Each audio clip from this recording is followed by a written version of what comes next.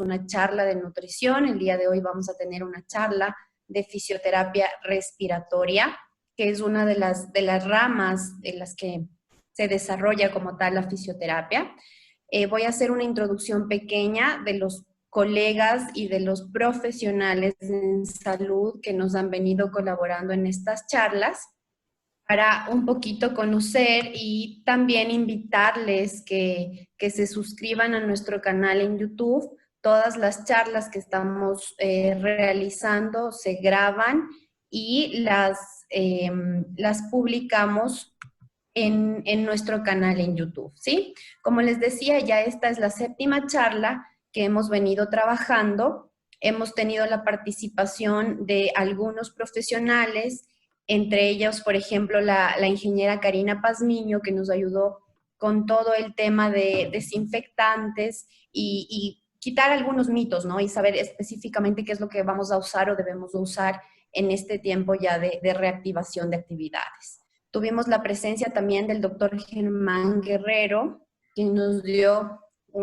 tips muy buenos con la colocación de guantes, mascarillas, todo el cuidado que debemos tener desde el ámbito de la salud. Les invito a visitar nuestro canal, a mirar esa presentación, estuvo muy interesante. Luego tuvimos la participación de nuestros fisioterapeutas y cofundadores de este grupo, Un Fisio Junto a Ti, Robert Duque y Carolina Dueñas. También su charla fue sobre tips, ejercicios y ciertos estiramientos que podemos trabajar en el dolor de cuello, en el dolor lumbar, que realmente... Por favor, las personas que van ingresando, les pido poner en silencio su micrófono para no interrumpir la charla. Por favor, tomen en cuenta esto. ¿Sí? Bueno, la charla que tuvimos también con nuestra fisioterapeuta Paulina Santillán, que nos mostró ejercicios que podemos trabajar con el adulto mayor, ejercicios respiratorios para mantener limpias las vías aéreas y obviamente ejercicios específicos y prácticos que se puede realizar con el adulto mayor en casa.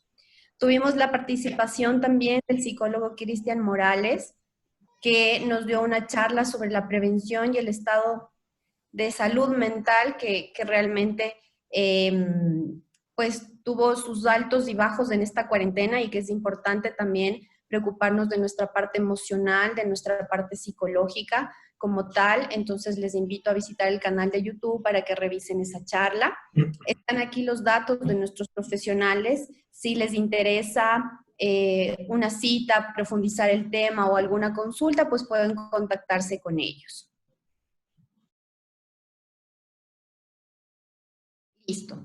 El día de ayer, como les comentaba, tuvimos la charla con nuestra nutricionista Paola Calvopina, que nos dio ciertos tips y sobre todo nos aclaró un poquito de los alimentos que necesitamos consumir para fortalecer nuestro sistema inmune, que es importante. Son alimentos accesibles, son alimentos que los tenemos en casa, y ahora que estamos en casa, pues podemos realizar diferentes tipos de dietas o comida o alimentación como tal, que nos va a servir pues para cuidar un poquito más nuestro sistema inmune. Y el día de hoy tenemos a nuestro invitado, que es el magíster Pablo Campo, ¿sí? De Pulmotherapy. Es un honor para nosotros. Pablo, bienvenido. Él nos acompaña el día de hoy con una charla sobre las patologías respiratorias crónicas, ¿sí? Voy a hablar un poquito sobre el perfil profesional de nuestro expositor el día de hoy. Pablo es fisioterapeuta respiratorio, graduado en la Universidad Politécnica Javeriana, tiene una maestría internacional en gestión de instituciones de salud, especialización en fisioterapia respiratoria, Fisiobronquial España, expositor de jornadas y conferencias nacionales y fisioterapeuta de Pulmotherapy, ¿sí? Bienvenido, Pablo, qué gusto poder contar contigo, qué gusto que nos puedas colaborar con una charla. Es un honor, como decía, para el grupo Un Fisio Junto a Ti. En realidad el objetivo de esta agrupación es realmente un punto de responsabilidad social.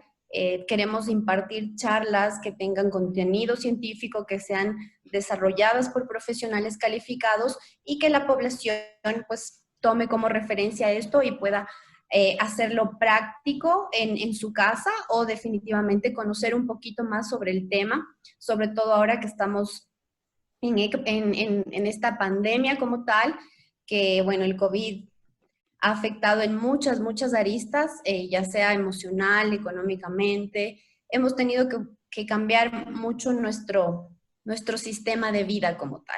Y como tal, pues también hemos tenido mucha información que nos ha llegado de todo lado y mucha de esa información o no está calificada o tal vez no está certificada y es importante que nosotros sepamos pues tomar una guía de un profesional como tal. Entonces, muy buenas tardes, Pablo, bienvenido, un gusto tenerte acá. Buenas tardes, Nelcy. Muchísimas gracias por la invitación al equipo de Duques Fisioterapia y a Cinética. Realmente para mí es un honor poder compartir en estos momentos con nuestro público, con nuestros pacientes, poder despejarles dudas en torno a un tema muy interesante, las afecciones respiratorias crónicas en tiempos de COVID. Es muy importante todos cuidarnos en este tiempo. Todavía, si bien hemos pasado a nivel de Quito a un semáforo amarillo, pero el virus sigue presente y tenemos que tomar todas las medidas de precaución hasta que podamos salir de esta crisis. Es deber ciudadano podernos cuidar mutuamente los unos de los otros. Si Así les es. parece bien, vamos a iniciar con la presentación. Listo, perfecto. Puedes compartir ya.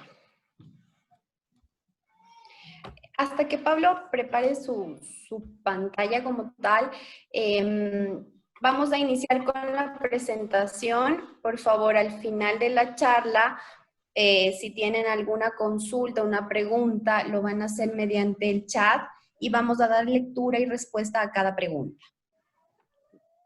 Listo. Perfecto.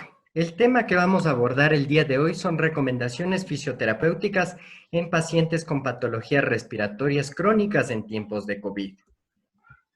Las patologías respiratorias crónicas cada vez van en aumento, no solo en Ecuador, sino a nivel mundial. Esto está mediado porque muchas personas tienen exposición en su trabajo a sustancias químicas muy fuertes, al polvo, lo que genera cierta reactividad a nivel de la vía respiratoria. Entre ellos también la exposición a alérgenos, la exposición a agentes irritantes como el humo del cigarrillo, a fumar y a la contaminación ambiental. Como ustedes saben, las capitales de todo el mundo tienen más fábricas, más empresas y cada vez tenemos aire más contaminado.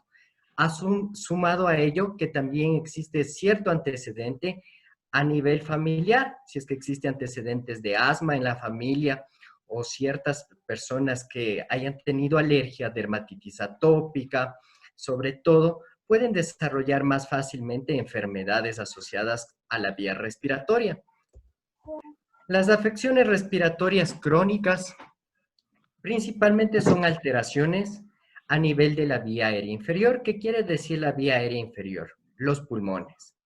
Y que tienen larga data, porque va asociado a una evolución y a unos síntomas por mucho tiempo.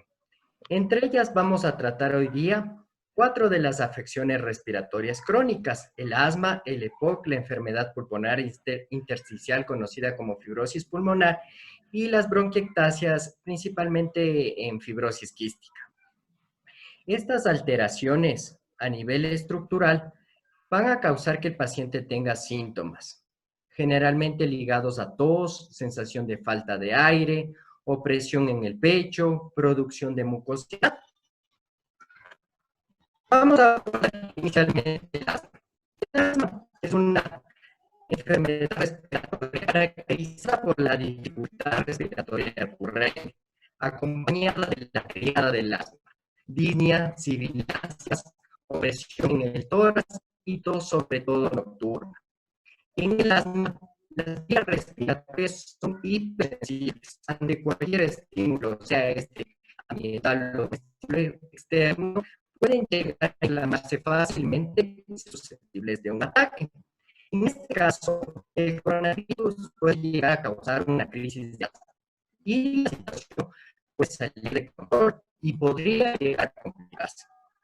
Durante la crisis de asma, lo que sucede es que el revestimiento de bronquios llega a inflamarse. Esto provoca que las vías respiratorias se achiquen y disminuye el flujo de entrada y salida de aire.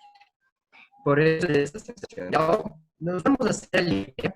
El bronquio es un canal que lleva el aire hacia los alveolos, unidad más funcional y más importante del sistema respiratorio, donde se va a dar el intercambio gaseoso. Esos bronquios, ante un estímulo externo, por ejemplo, la caspa de pelo del gatito, puede inflamarse, y toda inflamación acompañada de un estrechamiento de la luz bronquial y mucha acumulación de mucosidad en sus paredes. Esta mucosidad obstruye el paso del aire, obstruye la normal oxigenación y se ve impactado. En cuanto a la enfermedad pulmonar obstructiva crónica, conocida como Pablo, POC. Pablo, perdón que te Sí, interrumpa. ¿Hay algún problema con el audio? ¿Se está cortando un poquito? perdón. No sé si es que me escuchan ahí bien, tal vez. Ahí sí ya te escuchamos. Sí. Sí. En la enfermedad pulmonar obstructiva crónica, conocida como EPOC, es una enfermedad irreversible, ya que existe un daño que estrecha las vías respiratorias y crea una alteración a nivel de los alvéolos.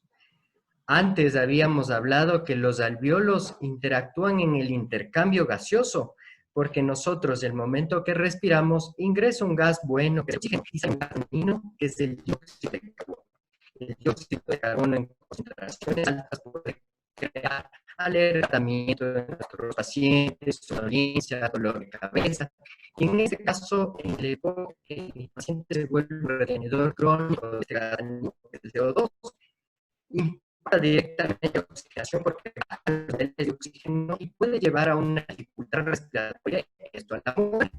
En casos severos de COVID, se ha comprobado que llevan a una neumonía irregular y difusa, que causa que los sacos de aire se llenen de fluido, generalmente mucosidad y líquido, y evita que ingrese el suficiente oxígeno a nuestro organismo. Si en el EPOC que hemos hablado existe una alteración a nivel de los alvéolos, no va a llevar el suficiente oxígeno y si es que sería sumado al COVID, el paciente fácilmente puede llevar a un síndrome de dificultad respiratoria e incluso a la muerte. En la enfermedad pulmonar intersticial, en la fibrosis pulmonar, es un grupo de trastornos, principalmente trastornos que progresan hacia cicatrices en el tejido pulmonar.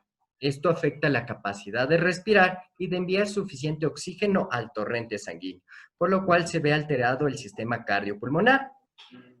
Cuando el paciente está en una etapa avanzada, la insuficiencia respiratoria ocurre cuando los niveles extremadamente bajos de oxígeno en sangre, junto con las presiones en aumento de las arterias pulmonares y el ventrículo derecho, causan una insuficiencia cardíaca. Sumado a que si es que este paciente presenta COVID, podría tener un mayor riesgo de complicación y mayor riesgo de insuficiencias respiratorias y una inestabilidad tanto pulmonar como hemodinámica. En el caso de las bronquiectasias son dilataciones de los bronquios grandes y acompañados de una destrucción, de una inflamación crónica. La causa más frecuente puede ser adquirida por la reinfección en varias veces de afecciones respiratorias, una bronquitis maltratada, una neumonía que no tuvo el tratamiento adecuado, pero en algunos casos también va asociado con los pacientes de fibrosis quística, con pacientes que tengan trastornos inmunitarios y, como habíamos hablado, con infecciones recidivantes. Los síntomas que se observan en las bronquiectasias es llegar fácilmente a una sobreinfección bacteriana que lleva a una neumonía, porque realmente a nivel de la vía respiratoria se acumula mucha mucosidad de característica purulenta, donde sobreinfectan sobre todo los procesos bacterianos. Existe disnea, es decir, dificultad para respirar, fiebre, una sensación de falta de aire. Si es que un paciente con fibrosis puede adquirir la infección por COVID, tendría más probabilidades de presentar un curso más grave de la enfermedad, es decir, una complicación. Tener una enfermedad respiratoria crónica no predispone por sí solo a contraer la enfermedad del COVID. Como habíamos hablado en anteriores ocasiones, todos estamos vulnerables a tener este tipo de coronavirus. Nadie estamos exentos.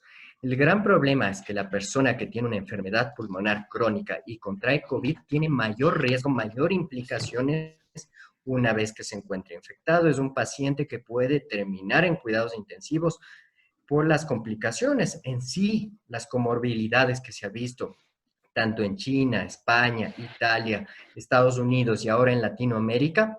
El EPOC está entre las comorbilidades más altas de causa de muerte, por lo cual tenemos que tomar en cuenta nuestro estilo de vida y nuestra calidad de vida. Es principal saber cómo cuidarnos y entre ellos es mi primer consejo. Todas estas afecciones respiratorias tienen un tratamiento farmacológico y un tratamiento no farmacológico. El tratamiento farmacológico va a estar mediado principalmente por broncodilatadores, conocido como la medicación de rescate, y por glucocorticoides, que es la medicación de mantenimiento. Por lo cual es importante tener la suficiente medicación para el próximo mes. Puede suceder que haya un rebote y que tengamos todos que confinarnos nuevamente en nuestras casas, y el hecho de salir de nuestro hogar ya es un riesgo para el paciente. Por lo cual, observemos que tengamos toda la medicación, llevemos a cabo la dosificación de acuerdo a lo indicado y pautado por nuestro especialista, en este caso por neumología. Muchas veces se ha observado que los pacientes se llegan a sentir bien y se descuidan de su medicación o empiezan a dejar de administrarse. Esto puede llevar a una grave complicación. Es importante que los pacientes con patologías respiratorias crónicas reciban la vacuna, en este caso de la influenza y del neumococo. Recordemos que las afecciones respiratorias crónicas tienen una etapa donde están más vulnerables. Estos son los meses invernales. Y no solamente tenemos el coronavirus, tenemos diferentes patógenos, tanto virus como bacterias, que están en su ambiente ideal, sobre todo en época invernal. Y aún estamos en época invernal. Es importante la vacunación. Esperemos que en unos meses podamos tener la vacuna para el coronavirus y pueda ser la solución para el gran problema que estamos atravesando. Tener preparado un plan de acción. Si es que se exacerban los síntomas en el asma, tenemos que saber cómo realizar el rescate, en este caso con broncodilatadores, a nuestros hijos, a nuestros padres. Y si es que no llegaría a mejorar el cuadro, inicialmente tratar de comunicarnos vía telemedicina con nuestro especialista o consulta en directo tomando todas las medidas de precaución. No será necesario ir como en primera instancia a urgencias, ya que actualmente un paciente que tenga una patología respiratoria crónica es muy vulnerable de poder contraer el coronavirus. Y el ambiente hospitalario no puede estar en contra. La opción a considerarse sería vía telemedicina. Por supuesto, siempre vigilando los signos de dificultad.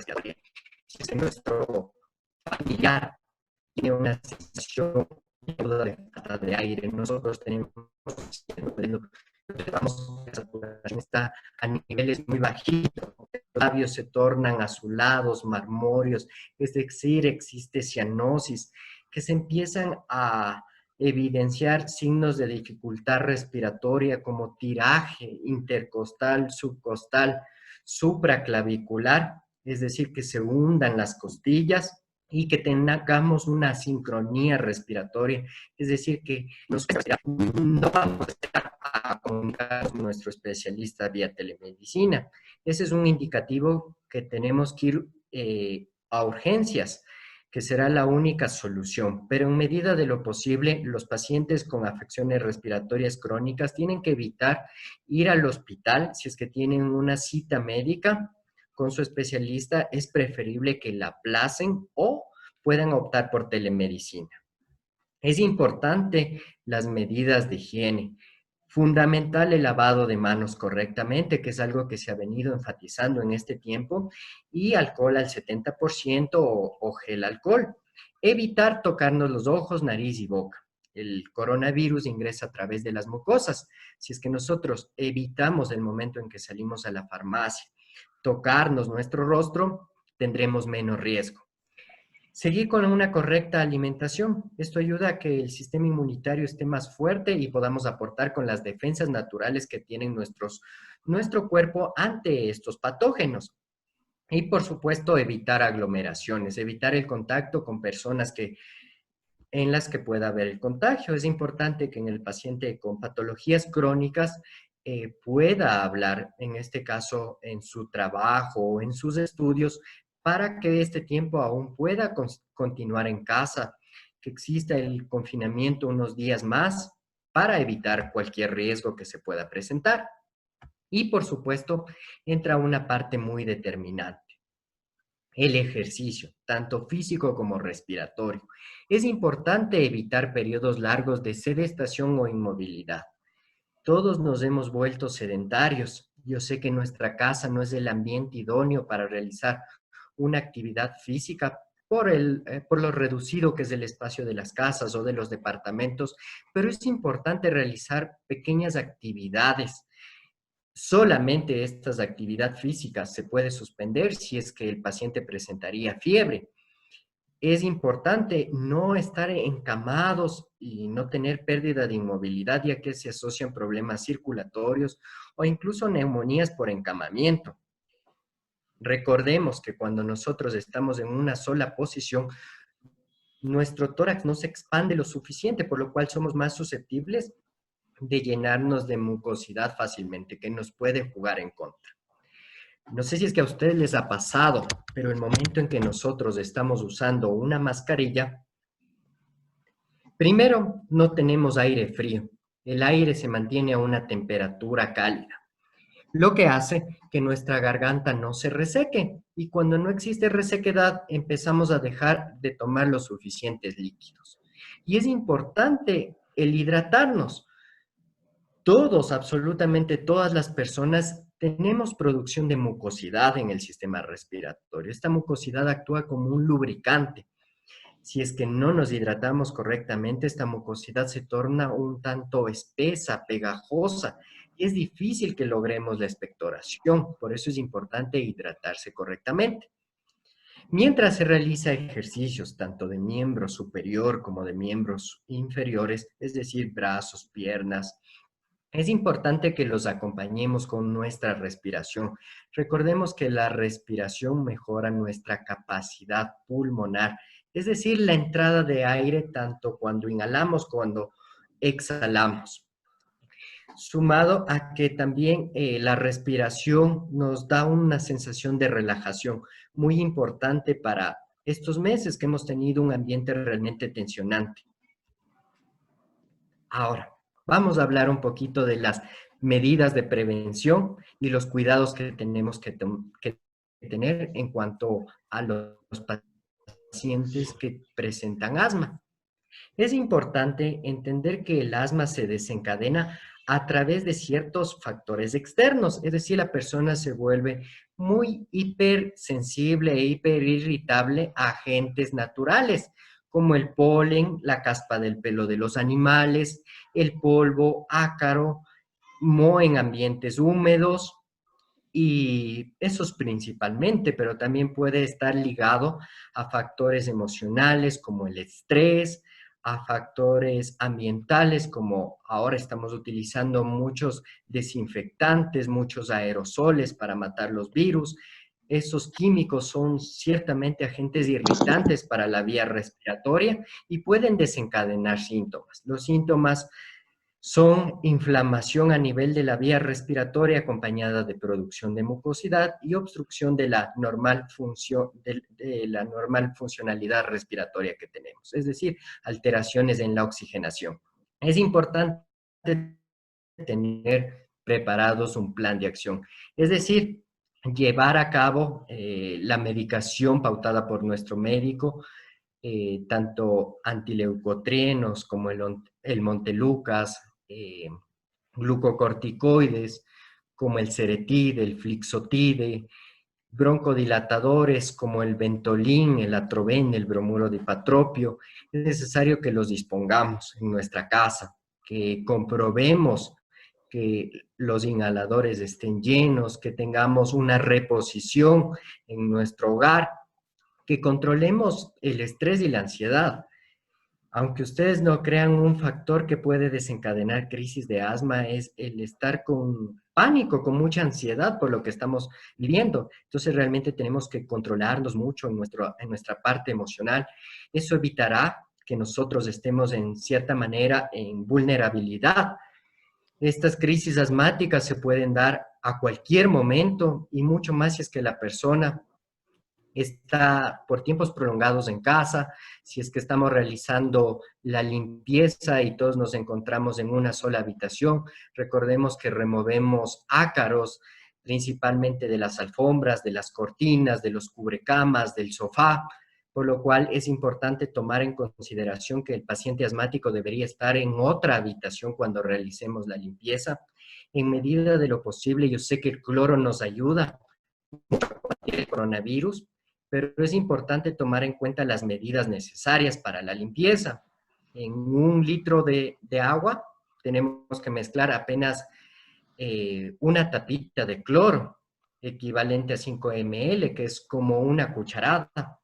El cloro en concentración directa puede ser un desencadenante fuerte y un irritante para la vía respiratoria. Es importante ventilar nuestro ambiente, abrir las ventanas. Los ambientes de hacinamiento hacen que proliferen los diversos virus y nos pueden llegar a jugar en contra. Si es un paciente que está presentando bronquiectasias, volvemos a repetir, es necesario controlar que tengamos la medicación pautada por nuestro neumólogo, realizar nuestros ejercicios de fisioterapia respiratoria de manera periódica, porque en el paciente con fibrosis pulmonar tiene que ser su día a día la terapia respiratoria. Los síntomas, como habíamos hablado, es mucha producción de mucosidad a nivel de pulmones principalmente. Y si es que no logramos expectorar esta mucosidad, nos puede jugar en contra y llevar a una sobreinfección bacteriana. Es muy polémico actualmente el uso de nebulizadores. Realmente los nebulizadores están contraindicados en esta época del año y en este tiempo de COVID porque generan muchas partículas en el aire que pueden llevar al virus e infectar a otras personas. Pero en los pacientes con fibrosis quística no se ha llegado a suspender, ya que ellos se realizan varias nebulizaciones en el día con varios componentes, entre ellos hipersal, y sí es importante que continúen con su tratamiento como lo ha establecido su médico, pero que laven frecuentemente su nebulizador y en medida de lo posible utilicen un detergente enzimático. Como este tipo de pacientes llega a tener sobreinfecciones bacterianas con mucha facilidad, ya se conocen los pacientes, empiezan a observar que las secreciones se tornan un poco más purulentas, que puede existir presencia de fiebre, y ya saben que la solución son los antibióticos. Muchos de ellos, por no acudir al médico, empiezan a automedicarse. Esa no es una buena medida. Recordemos que los antibióticos son fundamentales para un proceso bacteriano, pero el antibiótico no debe ser automedicado, siempre debe ser prescrito. No todo antibiótico mata una bacteria, siempre serán necesarios cultivos. Por eso es importante que en el caso que nuestro paciente con fibrosis quística se esté agravando, acuda a su médico de confianza. Si es un paciente que está presentando EPOC, volvemos a repetir, contar con la suficiente medicación y bajo ningún caso suspenderla. Si es que está recibiendo un tratamiento de oxigenoterapia, lavar constantemente la cánula nasal. Si usted está utilizando un inhalocámara, que es como debe ser administrado la medicación en tiempos de COVID, es necesario lavarle frecuentemente. Generalmente, un inhalocámara se la lava cada 15 días cuando observamos que las paredes están adhiriendo de los residuos de nuestro inhalador y se tornan las paredes blancas. No será necesario que lleguemos ahí, preferible lavemos constantemente nuestra inhalocámara. Si es que tenemos que ir a acudir a algún control con nuestro neumólogo, con nuestros médicos, evitemos acudir si es que nos encontramos en buenas condiciones, suspendamos si es que teníamos una cita programada, si es que se iba a realizar un control por tomografía, es preferible suspenderlo, y las espirometrías realmente también están contraindicadas en esta época del año. Sería preferible que esperemos unos meses a que todo vuelva a la calma y a la normalidad para poder realizarse los exámenes y las rutinas de control que son muy necesarias en estas patologías. Básicamente vamos a hablar un poquito de la fisioterapia respiratoria, algo que me apasiona mucho a mí. La fisioterapia respiratoria en estas patologías crónicas es clave porque mejora la sensación de la disnea, de esa sensación de falta de aire. Ayuda a preservar la función pulmonar. Muchas de estas patologías el paciente al tener una sensación de falta de aire, con actividades de la vida diaria, con actividades laborales, con prácticas deportivas, se empieza a volver sedentario. Y eso le llega al paciente a jugar en contra porque disminuye su funcionalidad normal del sistema respiratorio y empiezan a fatigarse con mayor facilidad. Se llega a reducir complicaciones, evidentemente. Las complicaciones que se dan en un paciente con patologías crónicas pueden ser exacerbaciones, como habíamos hablado en la crisis de asma, pueden haber sobreinfecciones bacterianas, hospitalizaciones, y todo ello se lo consigue reducir con un trabajo adecuado de nuestros músculos respiratorios principalmente. Mejora la disfunción y la discapacidad. Recordemos que en estas afecciones respiratorias no solamente se ven afectados los pulmones. Si es que podríamos entender que la oxigenación es el punto de partida para que se desarrollen todas las funciones de nuestro organismo, entenderíamos que vienen enfermedades asociadas. En los pacientes con EPOC, con fibrosis pulmonar, existe un debilitamiento de los músculos. Los dolores articulares y musculares les llevan a que el paciente prácticamente no haga ningún tipo de actividad y su vida se vuelva muy sedentaria. Y esto llega a jugar en contra, inclusive a nivel anímico.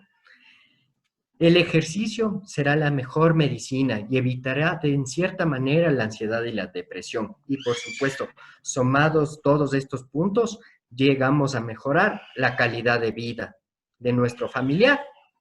El día de hoy vamos a hablar de ejercicios muy fáciles que los pueden realizar en casa. Es importante saber que el diafragma es el músculo más importante de la respiración. El diafragma se encuentra debajo del tórax y sobre nuestro estómago. Este es un músculo que generalmente no le paramos mucho asunto, pero es clave en nuestra respiración. Si es que ustedes pueden observar, este ejercicio lo podemos realizar tanto de pie como sentados. ¿Qué es importante? Llegar a fortalecer el diafragma. Cuando el diafragma está fuerte, los músculos respiratorios actúan en la tos. Muchas veces nos asustamos que en estas afecciones respiratorias tenemos el compromiso de que el paciente, que el familiar tose y tose y tose todo el tiempo. La tos es un mecanismo de defensa. En este caso, en las afecciones respiratorias crónicas, la tos nos está indicando que existe presencia de inflamación en la vía aérea, mediado por una tos irritativa, o una tos congestiva mediado porque existe presencia de secreciones, gran mucosidad. Y como existe alteración a nivel de la vía aérea inferior, es muy fácil que en estos pacientes se lleguen a acumular las secreciones. Si es que no tenemos músculos respiratorios fuertes, no podemos provocar una tos lo suficientemente efectiva que nos permita expectorar. No solamente el diafragma es un músculo importante, también existe el recto anterior pectorales, los músculos intercostales internos y externos. En sí, son varios músculos que actúan en la respiración. Este ejercicio, que lo podemos hacer de pie o sentado, le vamos a pedir a nuestro paciente que coloque una mano sobre el pecho, sobre el tórax, y una mano a nivel de su abdomen. Es importante concientizar la respiración. Generalmente todos respiramos de una forma errónea, ya que respiramos mucho más con nuestra parte costal, con nuestra parrilla costal, que con nuestro diafragma. Es importante que cuando se inspire, se le diga a nuestro familiar que tome aire por la nariz y trate de hinchar su estómago, es decir, sacar pancita. Sostenga el aire por unos 3 segundos. Esto se conoce como una pausa teleinspiratoria, es decir, le estamos obligando a nuestro organismo a hacer un pequeño esfuerzo adicional, seguido de una exhalación lenta. El momento en que se exhale, es necesario contraer el estómago, es decir, chupar nuestro estómago. Todo el movimiento tiene que realizarse y centrarse a nivel del diafragma. No tiene que moverse en nuestros pectorales. El momento en que tenemos una respiración de esta zona, lo estamos realizando erróneamente en nuestra respiración. El respirar correctamente con el diafragma mejora la capacidad pulmonar. Por eso es importante tomar en cuenta algo. Casi ninguna persona trabaja su diafragma, excepto los deportistas de élite. Ellos mejoran sus tiempos, su rendimiento, su sistema aeróbico a través de un buen fortalecimiento de los músculos respiratorios. Por eso es clave que todas las personas, no solamente las personas que tienen enfermedades respiratorias crónicas, todos sepamos respirar profundamente, mantener el aire por 3 segundos y exhalar por la boca, pero teniendo control de nuestro diafragma. Otro ejercicio muy fácil que se los puede realizar en casa son ejercicios de expansión torácica. También se los puede hacer de pie o en sedestación, en el cual se puede realizar una elevación hacia adelante de nuestros brazos o a los costados. Lo importante es que el momento en que estamos elevando nuestros brazos, realicemos una inspiración profunda. Realicemos una pequeña pausa de 3 segundos sosteniendo el aire y realicemos una exhalación con lentitud, conforme los brazos regresen a la posición inicial. Es decir, si realizamos cualquier movimiento de nuestros brazos, acompañémoslos de la respiración. Inspiraciones y expiraciones profundas son la clave para mejorar nuestro sistema cardiopulmonar. Si es que muchos de los pacientes crónicos tienen un inspirómetro de volumen, el de las bolitas, o volumétrico, como es en este caso, es una ayuda instrumental para el ejercicio diario de todos los días. Este inspirómetro nos ayuda para mejorar la capacidad pulmonar, la adaptabilidad al ejercicio. Como ustedes pueden observar, tiene un diferente rango que nos indica el volumen de mililitros de aire que ingresa a nuestros pulmones y tiene una boquilla que va hacia la boca del paciente. Este ejercicio se trata de pedirle a nuestro familiar que exhale, vacíe todo el aire de sus pulmones, seguido de una inspiración profunda y que tratemos de llegar con el pistón azul al nivel donde hemos indicado. Estos niveles van de acuerdo a la edad del paciente y de acuerdo a la dosificación del ejercicio. Si es que es un paciente que recién se está entrenando, no le vamos a exigir que llegue hasta el nivel más alto. Será algo que progresivamente se lo vaya dando. Recordemos que cuando se eleve este pistón, tratar de mantener una pausa de 2 a 3 segundos. Esa pequeña pausa teleinspiratoria, seguido de una exhalación lentamente.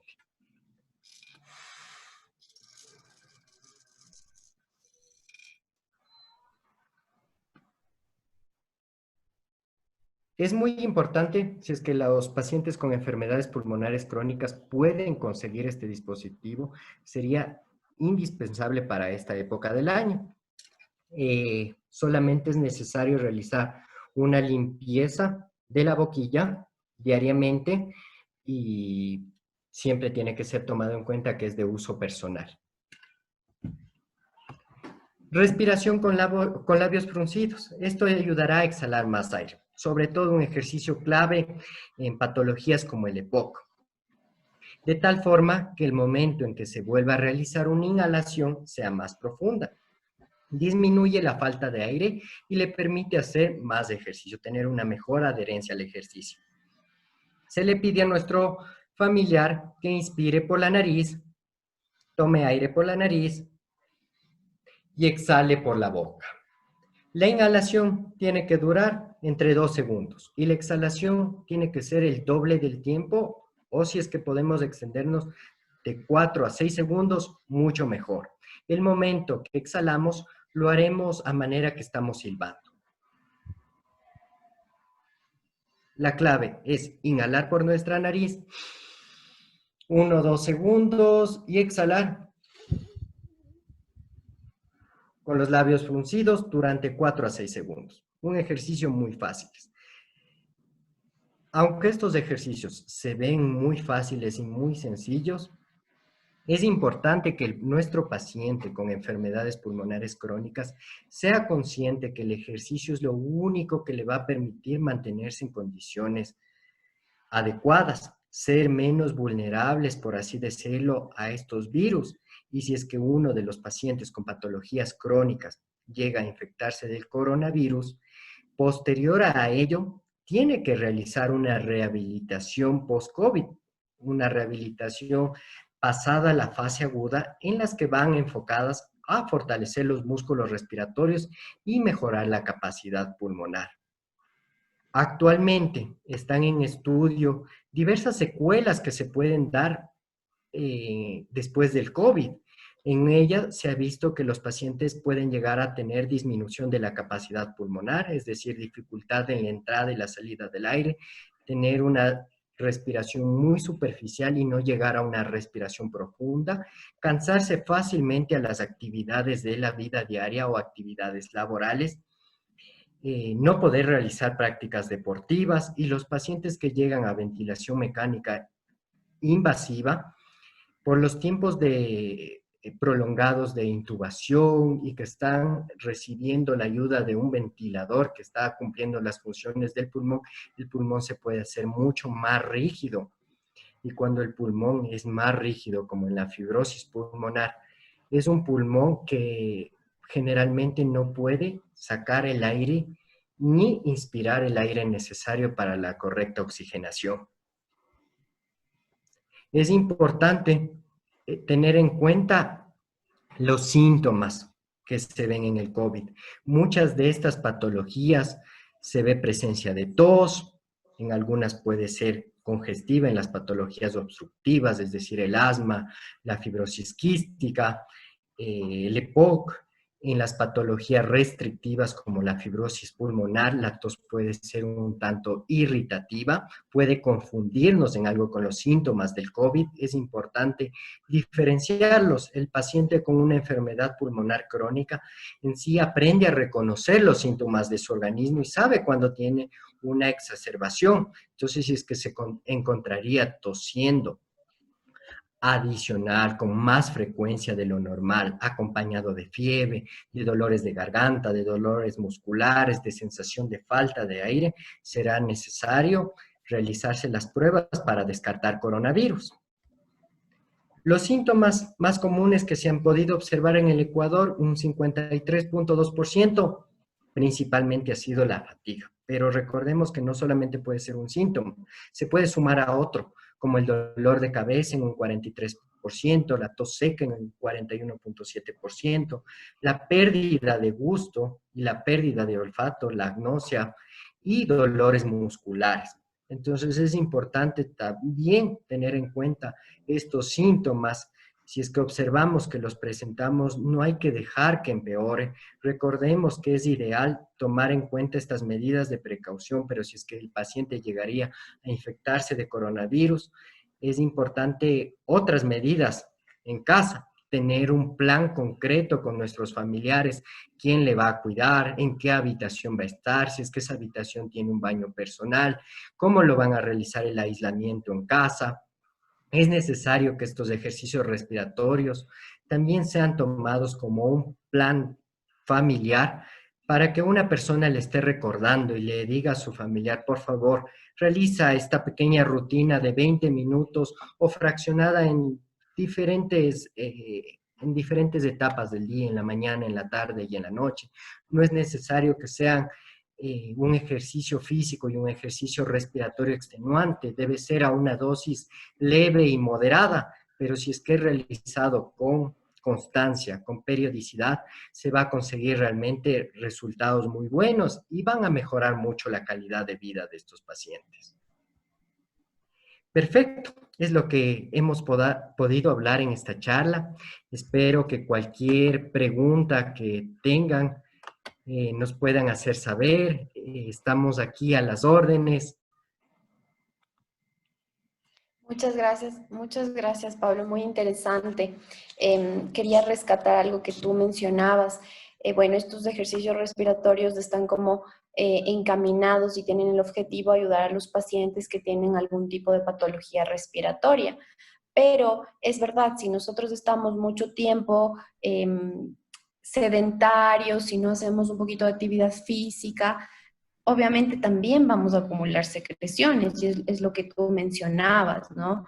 Entonces es importante también tomar en cuenta eso, que no solamente personas que tengan una patología como tal van a hacer una acumulación de secreciones y que obviamente luego nos van a traer algunas complicaciones, sino también personas que somos asintomáticas, digámoslo así, en cuanto a algún tipo de rinitis alérgica, asma y demás, pero si mantenemos mucho tiempo quieto al cuerpo, pues también podemos tener complicaciones en ese tema. Claro que sí, especialmente a nivel de gran parte de la sociedad se observan infecciones respiratorias sumados a antecedentes alérgicos y con la contaminación ambiental que hemos observado en los últimos años y ciertos factores como el uso excesivo de cigarrillo en un familiar predisponen a que esa vía respiratoria esté más vulnerable de ciertos patógenos, virus y bacterias. Por eso es que todos llegamos a estar en riesgo del coronavirus, pero si es que todos realizamos ejercicios respiratorios, estamos controlando mucho nuestra fuerza en los músculos respiratorios. Esa es una clave para que la tos sea más vigorosa, más efectiva y sea la tos que logra movilizar secreciones. Muchas veces personas que no tienen afecciones respiratorias dicen, tengo presencia de mucosidad, estuve trabajando en mi ambiente con un polvo, con una sustancia química y siento algo de flema en mi garganta. Ese es el moco que generalmente todos lo tenemos, el moco que habíamos hablado, que es un lubricante del sistema respiratorio. La clave es que si es que tenemos un sistema respiratorio fortalecido, lograremos expectorar. Si no tenemos un sistema respiratorio fortalecido, necesitaremos la ayuda de una terapia. Específicamente de un profesional como tal. Hay que tomar en cuenta ese dato. Tenemos varias preguntas, entonces vamos a empezar con la primera pregunta. Carolina, gracias Pablo, excelente charla. ¿Cómo se puede facilitar la tos y la movilización de secreciones en niños con fibrosis quística? Bueno, realmente nosotros lo que hacemos en pulmoterapia es entrenarles a nuestros familiares. El paciente con fibrosis quística sí tiene su tarea de día a día, es decir, posterior a sus inhalaciones, a sus nebulizaciones, necesita realizar una rutina de ejercicios, tanto ejercicios con ayuda instrumental como ejercicios con ayuda manual para desprender la mucosidad. La clave es que tenemos que enfatizar que en la fase exhalatoria, es decir, cuando sacamos aire, tratemos de hacer un vaciamiento. Y nos hagamos a la idea que tenemos un vidrio y queremos empañar ese vidrio. El momento en que nosotros exhalamos profundamente, a manera que empañamos un vidrio, al final de la exhalación llegamos a un volumen que es conocido como el volumen residual. Es un volumen óptimo para hacer que las secreciones que se encuentran a nivel bronquial, a nivel pulmonar, se desprendan y posterior a ello se movilicen hacia la vía respiratoria superior, es decir, faringe, laringe y garganta, donde va a ser expectorado a través de la cavidad bucal. La clave de los ejercicios sería pedirle que exhale profundamente a manera que empaña un vidrio. Ya, perfecto, muchas gracias. Paulina, nos pregunta, buenas tardes, mi abuelita tiene 91 años y tiene fibrosis pulmonar y EPOC, vive en un ambiente muy seco, ¿cómo podría humidificar en la vía aérea? ¿Estaría bien realizar vaporizaciones? Bueno, recordemos que el paciente con fibrosis pulmonar y con EPOC muchas veces tiene tratamiento de oxigenoterapia y en el oxígeno tiene su humidificador, es decir, su reservorio de agua, donde el aire no va a ingresar totalmente seco, sino va a entrar humedecido a nivel de la vía respiratoria superior, ya que las funciones de la nariz son humedecer el aire, filtrar las partículas extrañas y ser un medio protector y de barrera, y calentar, por supuesto, el aire.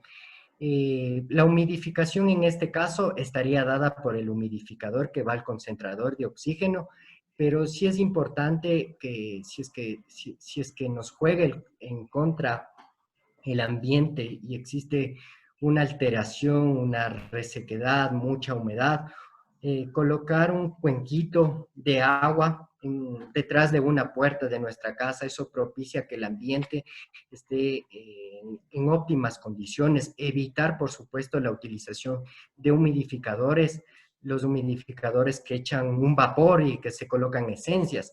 Esos humidificadores generalmente crean ambientes húmedos y en los ambientes húmedos proliferan patógenos, virus, bacterias y hongos. Ya, listo, muy buena recomendación, muchas gracias. Vamos con la siguiente consulta de Robert. Pablo, muchas gracias por la charla. Mi pregunta es la siguiente.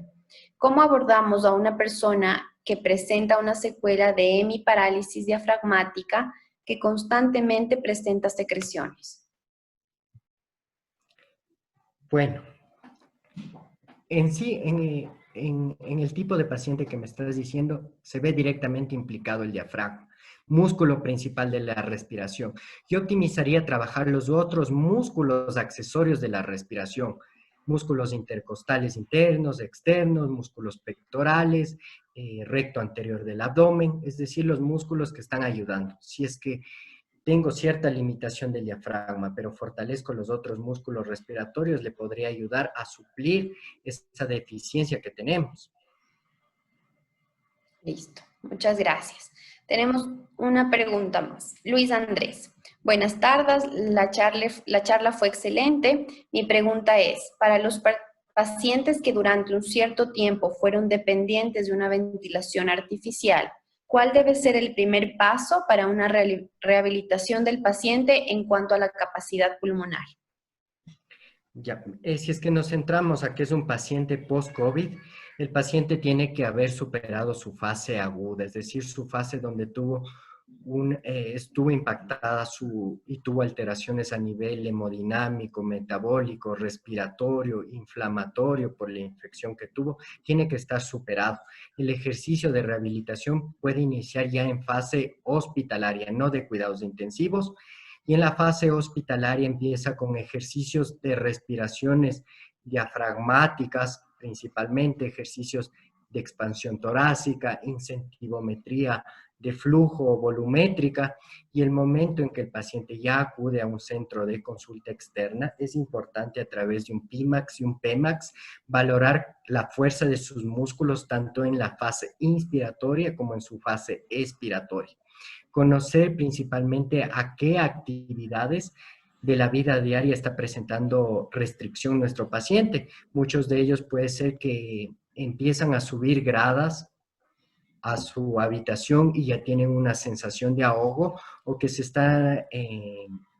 han salido de su domicilio a realizar alguna compra y después de 2 cuadras empiezan a presentar cansancio y fatiga. Obviamente se está viendo que el paciente tiene una disminución de la capacidad pulmonar.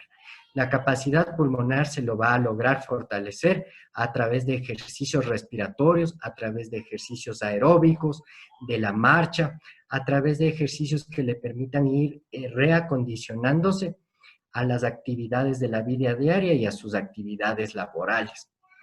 En sí, el paciente debería hacer una rehabilitación hasta que cese este malestar de tener una disminución limitada de la entrada de aire. El momento en que la persona pueda sentir que vuelve a respirar profundamente, tanto en la inspiración como en la exhalación, sería la fase en donde el paciente ya puede ser dado de alta de rehabilitación pulmonar y también tiene que ser realizada una tomografía de control y una espirometría.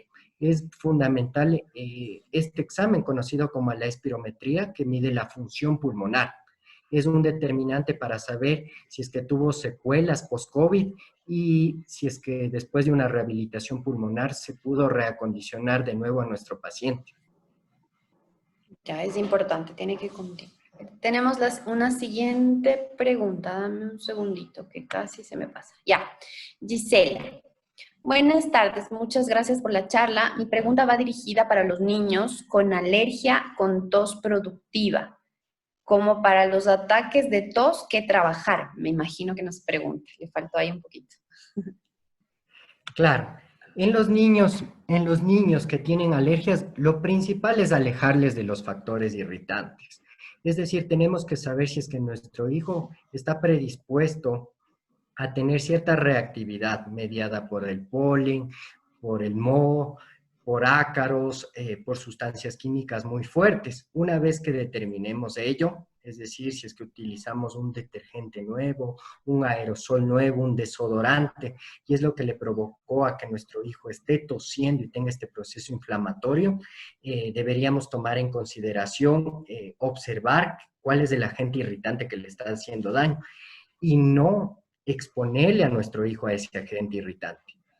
Previniendo ello, la tos irá disminuyendo. Ahora, ¿qué podemos ayudarle a nuestro niño que aún no sabe expectorar?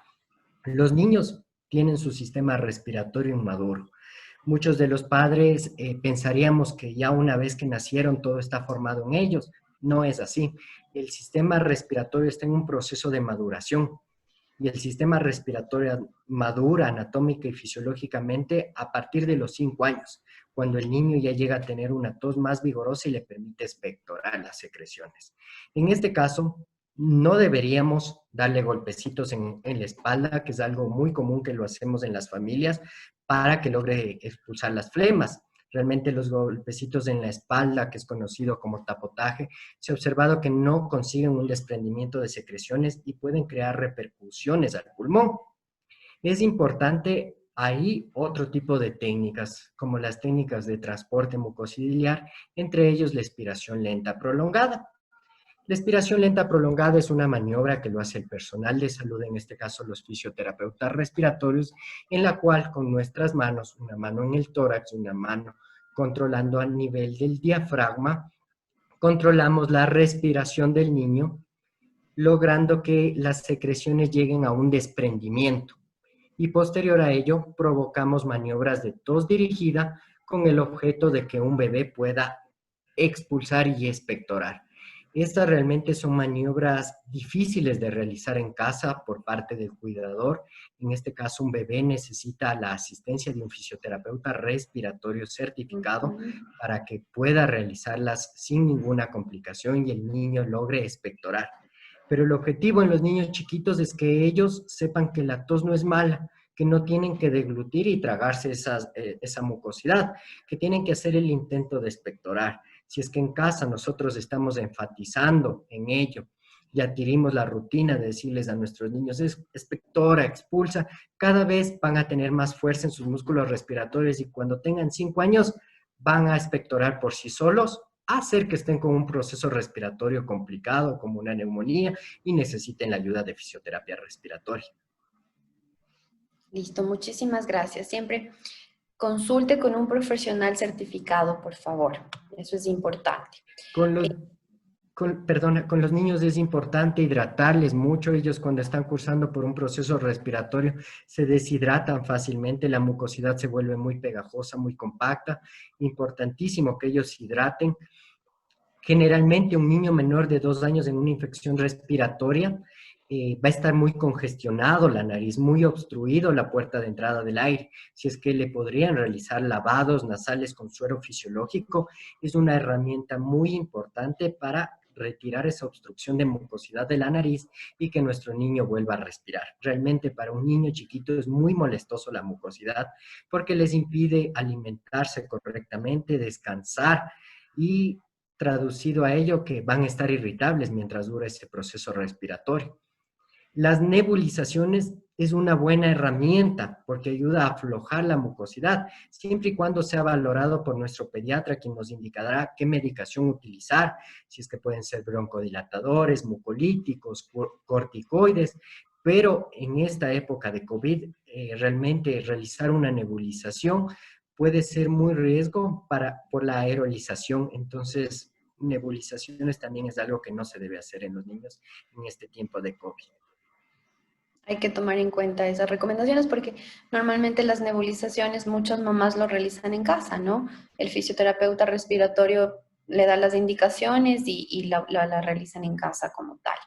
En este tema de alergias y que se puede desarrollar alergias, una consulta, el tema de los desinfectantes, amonio, hipoclorito de sodio y todos estos, digamos, agentes químicos pueden llegar en un momento a causar algún tipo de alergia, alguna afección respiratoria, porque realmente me parece que lo estamos usando como deliberadamente y habría que tomar en cuenta también este tema, ¿no? Que podemos afectar a las vías respiratorias.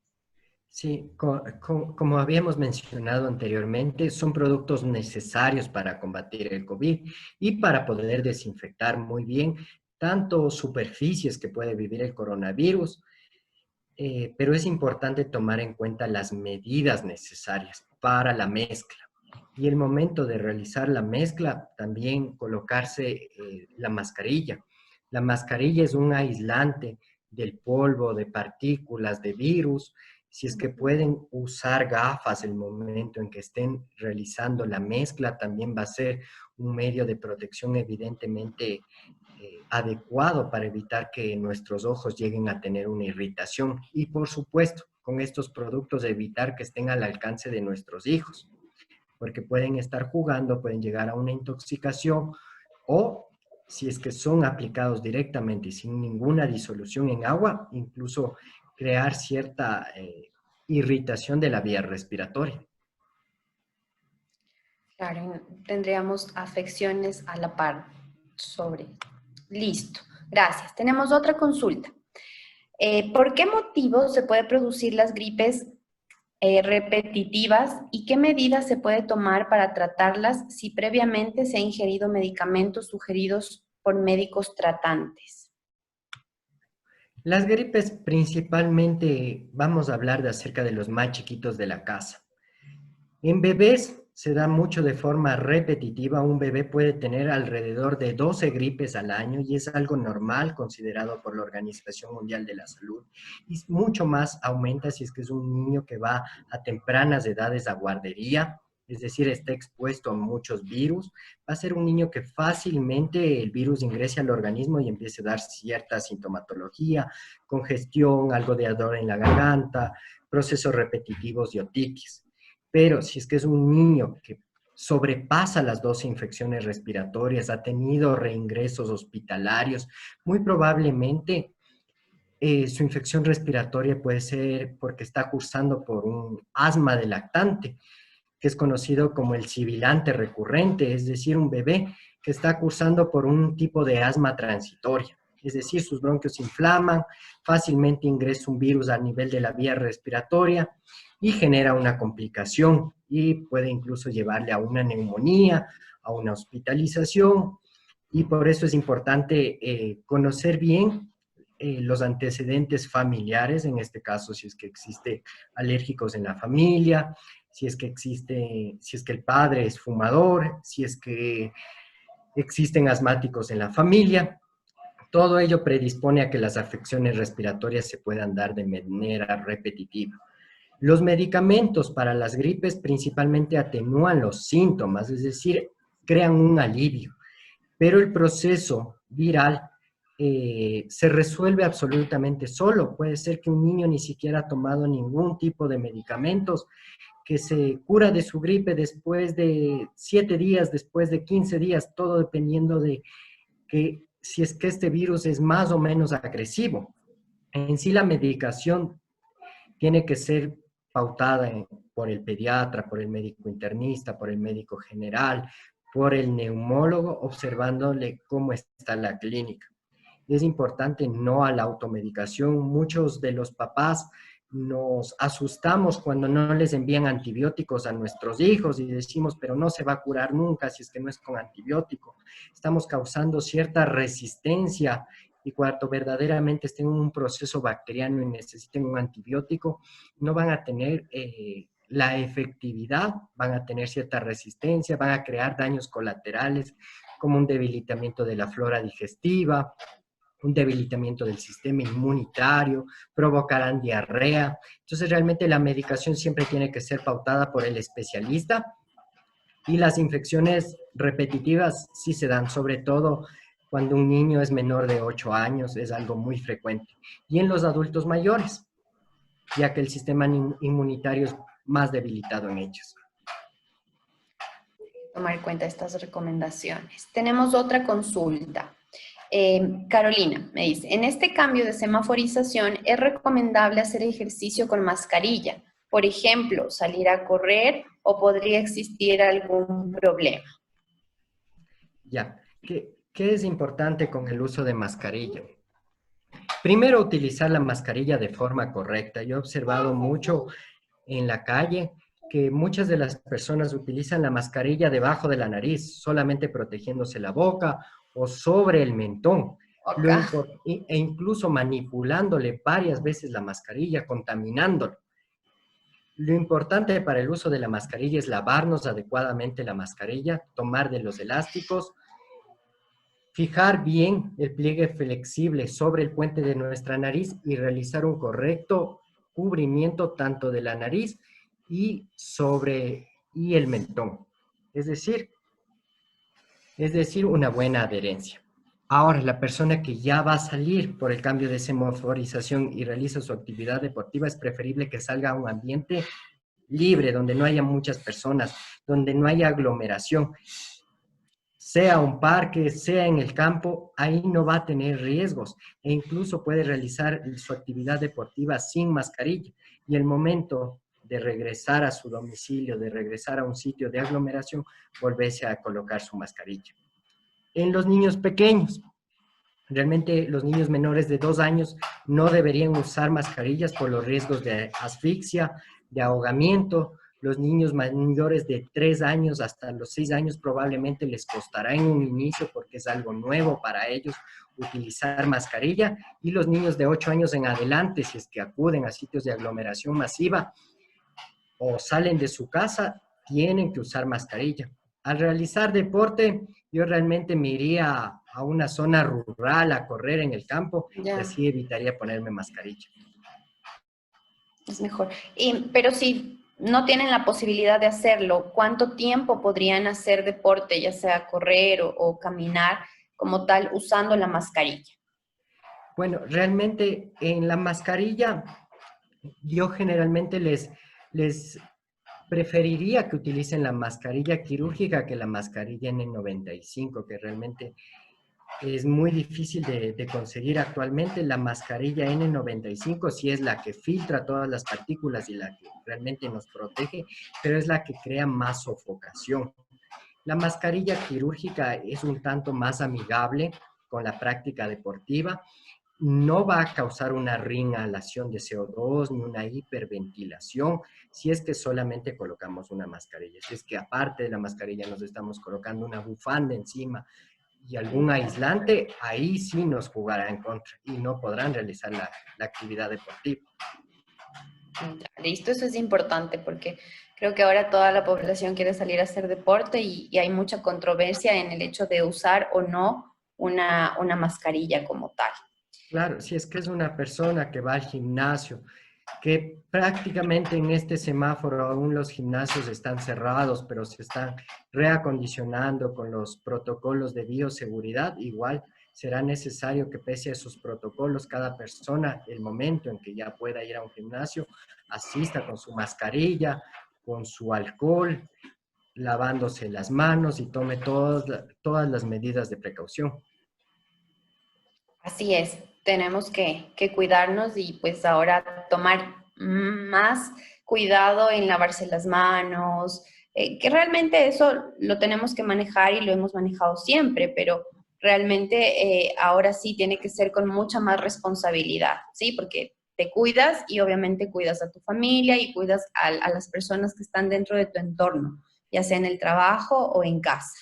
Claro que sí, debe ser una rutina que toda la ciudadanía sea un hábito saludable que lo tomemos de hoy hacia adelante. Exactamente. Listo, esas son todas las preguntas que tenemos el día de hoy. Hemos dado respuesta a todas las preguntas. Muchísimas gracias, Pablo. Excelente charla, todo muy claro. Les invitamos a nuestros participantes que pueden revisar la grabación en el canal de YouTube de Un Fisio Junto a Ti. Y también quisiéramos que menciones los números de contactos y cómo te pueden encontrar en redes sociales si alguno de nuestros participantes necesita contactarse contigo para una consulta personalizada como tal. Muchísimas gracias, Nelcy, por compartir este espacio. En sí, tenemos la misma visión, los tres centros de fisioterapia respiratoria, que es buscar y precautelar el bienestar de nuestros pacientes, así que estamos prestos a colaborarles, tanto en el tratamiento de afecciones respiratorias en niños como en adultos. Actualmente estamos solamente atendiendo a nuestros pacientes en rehabilitación domiciliar, tomando medidas estrictas de bioseguridad. Nos pueden contactar al 099-566-1850 y buscarnos en las redes sociales, tanto en Facebook como en Instagram, como Pulmoterapia. Listo, Pablo, muchísimas gracias. Igual nosotros vamos a mandar un correo con la información de contacto de nuestro fisioterapeuta respiratorio para que se puedan contactar con él si así lo desea. Gracias por la asistencia, gracias por unirse cada sábado a estas charlas. Igual les seguiremos mandando información sobre nuestras próximas charlas. Es importante saber que tendremos profesionales en el área de salud, sobre todo en fisioterapia, para conocer las diferentes áreas y especializaciones que tenemos y que nos pueden ayudar en muchas problemáticas, ya sea de salud y sobre todo en prevención. Hay que tomar en cuenta que ahora sí debemos tener una cultura preventiva y el personal de salud pues está presto a ayudar para mantener estas medidas de prevención. Listo, Pablo, muchísimas gracias. Damos finalizada la charla. Gracias a todos nuestros asistentes. Cualquier duda, cualquier inquietud, pueden comunicarse a los correos o realmente buscarnos también en las redes sociales, Pulmoterapy, Un Fisio Junto a Ti, Cinética y Duques Fisioterapia. Muchísimas gracias. Gracias.